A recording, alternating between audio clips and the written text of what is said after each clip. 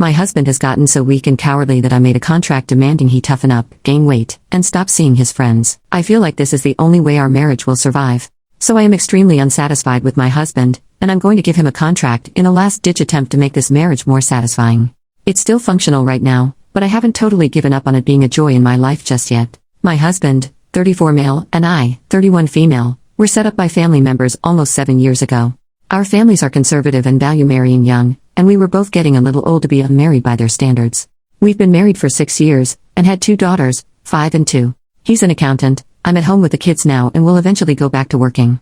In the course of our marriage, a bunch of problems have developed. I'll explain them, why they bother me, and what I did about them. For one, he started believing that he has depression and anxiety and actually wanted to get a therapist.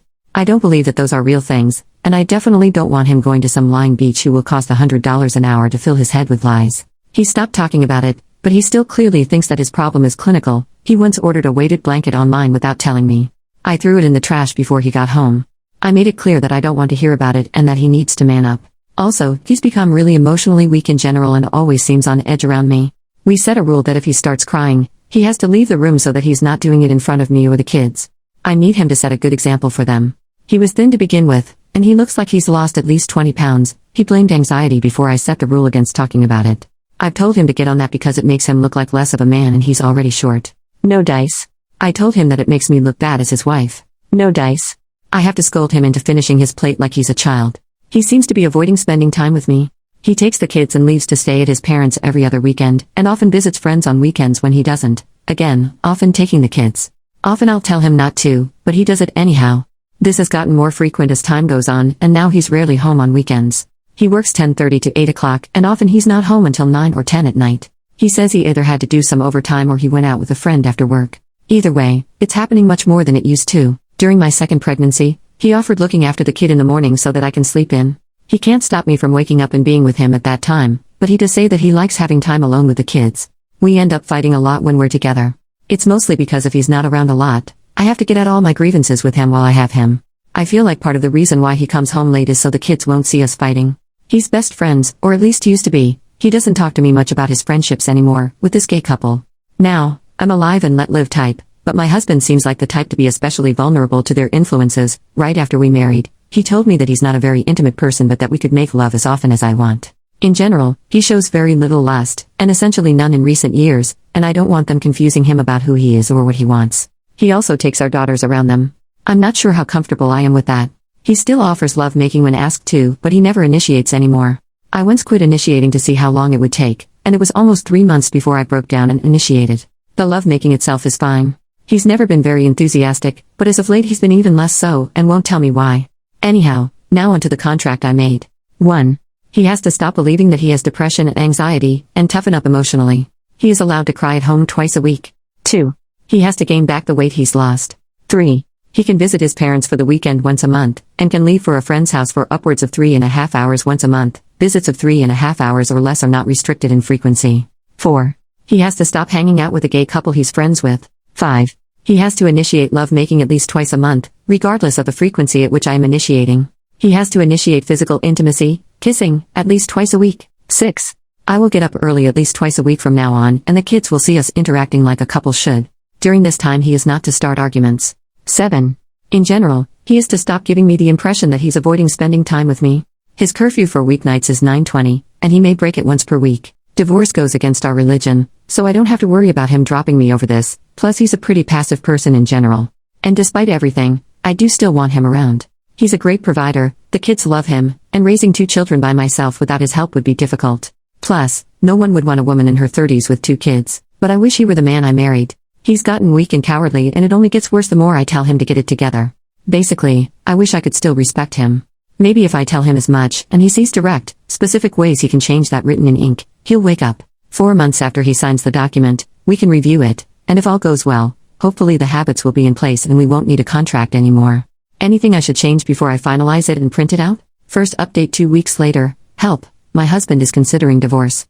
How do I prevent this? I took everyone's advice. I started being nicer to my husband, got a marriage counselor, never used the marriage contract, and even replaced the item of his that I threw away. It's ordered. He'll think it showed up months late, but I'm not admitting to throwing it away when our marriage is already so precarious. For a while, I even thought it was working, because he seemed a little more at ease with me and we weren't fighting as much. Then, yesterday happened. The marriage counselor said outright that though he almost never recommends divorce, I had come from an abusive household, and was creating a toxic environment for my family.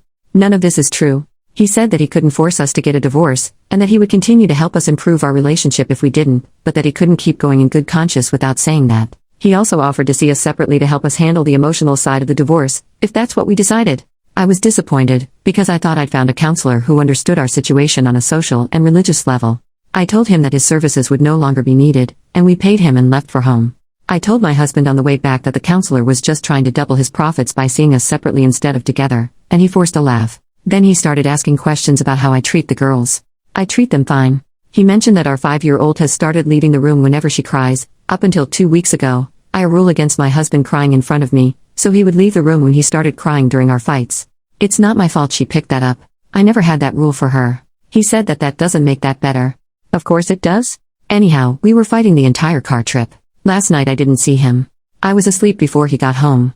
We saw each other this morning, but didn't really speak. Then tonight, he brought up divorce again and we got into another screaming match. I told him that if we divorced, it wasn't just me that our families would hate until the end of time, they'd hate him too. He was going to make us both pariahs in our church and social circles. Then he took the kids and left to God knows where, saying that he didn't care because he couldn't live like this anymore. I'm terrified right now and I don't know how to talk him out of doing this. What do I do? Second update, how to win a custody battle. We're effectively divorced, but we're not going to go through any of the legal stuff yet, because my husband feels it would be wrong to put me through that while I'm pregnant. Why he feels it's better to do while I'm caring for an infant is beyond me. He makes the money, I stay home with the kids. He said that he'll leave me enough to live on, and if I get custody of the kids, more than enough for them to live on, but he's going to fight to get custody if he can. He plans on leaving the kids with his parents while he works if he can pull it off. This is obviously ridiculous. Yes, his parents are retired, but foisting a toddler and an infant on them 5 days a week. Our oldest is in kindergarten. His reasons for this is because he disagrees with some of my parenting methods, but come on, they're in better hands with their mother. So how do I maximize my chances? Third update, how do I become a nun? I'm planning to become a nun in roughly 7 months. Where do I go? What do I bring? What do I have to have done beforehand? I'm not telling anyone what I'm doing beforehand. How easy will it be for them to track me down? I want them to never see me again, but they probably won't look too hard. Also, can you become a nun if you were married before? We're currently separated and I could get the divorce in writing at any time. I'm in Arizona, by the way, but I'm willing to travel to anywhere in the United States for this. Fourth update, how to rebuild my life after leaving fundamentalism. I lived all my life thinking that if I just followed God enough and did what I was told, it would give me happiness and pride. Instead, all it gave me was a miserable marriage to a pathetic man, judgment from all my peers, and so few skills that I have no idea what to do next. I'm 32, and have never worked for money in my life. I'm 3 months pregnant with our third child, and he wants to divorce me as soon as I've recovered from the birth. He wants to take the kids due to differences in parenting methods, and I've decided not to fight it. I don't even want visitation rights. If I never see anyone from my old life again, it'll be too soon. So, how do I do this? How do I get work skills? What do I do now that I serve hedonism instead of God? Where do I go for social support now that I can't go to church or anyone from my old life? What do heathens do for fun? Part of me is really excited to wear revealing dresses and watch Marvel movies and drink cocktails and have casual lovemaking and live alone in an apartment with 4 cats and a common law lover and stuff like that, but I'm also scared. I don't know what I'm getting myself into. What if I don't like it? I can't wait to leave my family, but what if this isn't any better? What steps should I be taking right now? Final updates in the comments.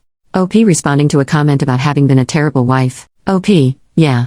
I've started going to therapy and I can see that now. My husband is doing better now that we are only co-parents.